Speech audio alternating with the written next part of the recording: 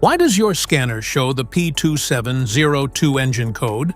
What does it mean? P2702 is a diagnostic trouble code for transmission friction element C. Apply time range or performance.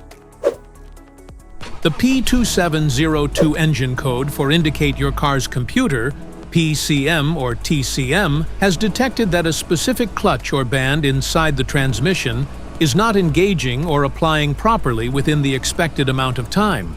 Under this circumstance, stop driving and repair your vehicle immediately. So, what causes this imbalance? Here are the most common culprits. This error can be caused by these possible faults in your vehicle.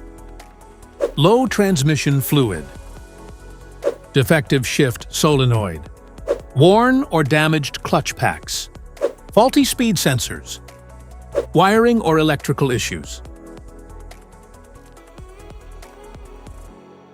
Each DTC code corresponds to a specific issue in your vehicle.